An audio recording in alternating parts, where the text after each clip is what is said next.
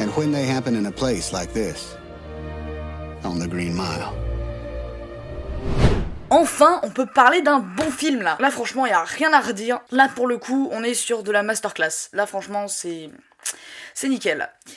Donc aujourd'hui, on va parler de La Ligne Verte, un excellent film. D'ailleurs, le deuxième meilleur film de tous les temps selon Allociné, derrière Forrest Gump et devant la liste de Schindler.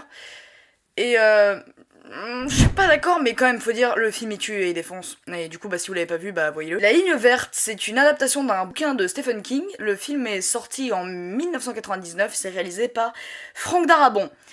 Alors on suit Paul Edgecombe, c'est un gardien de prison qui a une infection urinaire, et un jour, ils vont recevoir un détenu à la prison, dans le bloc E, et ce détenu c'est John Caffey, donc en apparence il est très musclé, mais il ne semble pas agressif. Mais il a été accusé pour le viol et le meurtre de 2 jeunes petites filles, et du coup, on découvre plus tard dans le film que John Caffey a des pouvoirs surnaturels. Alors La Ligne Verte, c'est super bien. Franchement, le film il dure 3 heures et tu les vois pas passer. Pour moi, il est découpé en 3 parties. Pendant un moment, t'as l'exposition, comme ça on te montre un peu la vie de la prison avec d'autres détenus et comment ça vit. Parce qu'au début, on va pas du tout accorder de l'importance à John Caffey, enfin, pas tout de suite. Et en fait, plus on avance dans le film, plus il va avoir de l'importance. Ensuite, dans la deuxième heure, c'est à peu près du développement. Par exemple, on va citer l'exécution d'un détenu, et franchement, faut dire, c'est très triste et c'est très cru comme violence, mais il y a plein de super petits détails et franchement, c'est génial. Et enfin, dans la troisième partie, là, John Caffey prend toute son importance, il utilise pleinement ses pouvoirs et on commence vraiment à s'attacher à lui, ce qui rend la fin d'autant plus émouvante, mais je ne vais pas le dire parce que c'est sans spoiler. Alors du coup, on va passer au premier point fort, c'est les personnages. Franchement, tu t'attaches beaucoup à eux, surtout les gardiens de la prison. Il y a des personnages que tu adores détester, et les autres, tu les adores. Genre Paul, tu l'adores, John Caffey, tu l'adores, et tu vas vraiment t'attacher à eux. Même tous les autres gardiens de la prison, même s'ils ont moins de rôle, tu auras de l'empathie parce que les dialogues sont super bien écrits. Ah, et aussi, c'est une super adaptation. Enfin, j'ai lu ça vite fait parce que j'ai pas lu le bouquin, mais à ce qui paraît, c'en est une. C'est pas comme Shining où là, Stanley il fait n'importe quoi. Il fait 2 vidéos que je parle de Shining quand même. Le film a une esthétique très orangée, pas trop orange et vert.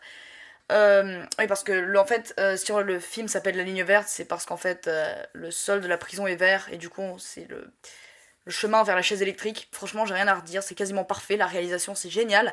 T'as plein de plans qui vont t'en mettre plein la gueule parce que c'est ultra beau, c'est ultra propre. Le film possède aussi pas mal de moments de comédie, genre à un moment il y a un détenu qui pisse sur un gars, ensuite on l'emmène à l'isolement, et franchement ça fait du bien parce que le film c'est souffrance quasiment tout le temps.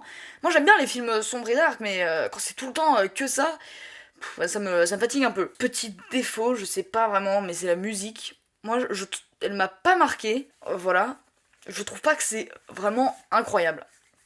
Il y a des petites notes qui sont sympas, qui apportent de la tension, genre la scène de fin avec John Caffey. Mais sinon, je trouve que ça passe assez inaperçu. Après, c'est que mon avis, il était tard, je crois que j'ai fini le film vers 23h. Enfin, j'ai rematé le film vers 23h, mais les séquences m'ont pas marqué. Ah oui, et aussi le film, c'est un flashback raconté, et en fait, le film, on te sort pas du film, les éléments surnaturels ne te sortent pas du film. C'est-à-dire que ça peut prendre le risque puisque le film a un aspect très sérieux, même s'il y a quelques incohérences. Genre la chaise électrique n'existait pas en 1935 ou des trucs cons, genre à un moment il dit le mot Malabar et ça n'existait pas à l'époque. Ouais, mais c'est des petits détails, tu passes outre. En fait, le surnaturel ne te sort pas du film. Justement, ça vient naturellement. Petit à petit, les pouvoirs sont toujours traités avec beaucoup de réalisme. C'est pas comme le Hobbit où la magie et tout, c'est déjà acquis pour tout le monde. Et non, là vraiment, on découvre en même temps, mais ça fait pas trop gros en même temps puisque les pouvoirs sont pas super cheatés. Du coup, c'est cool parce que ça permet d'apporter un peu de magie, de fantaisie, de voir comment les personnages le prennent dans un monde très réaliste. Et je crois que j'ai fini. Donc, pour conclure, La Ligne Verte, c'est trop bien, ça tue. Les personnages sont très attachants et c'est un film très émouvant. Et franchement, je vous conseille de voir. Beaucoup plus que 30 jours max, mais en même temps, c'est pas du tout comparable. Et sur ce, je vous dis au revoir.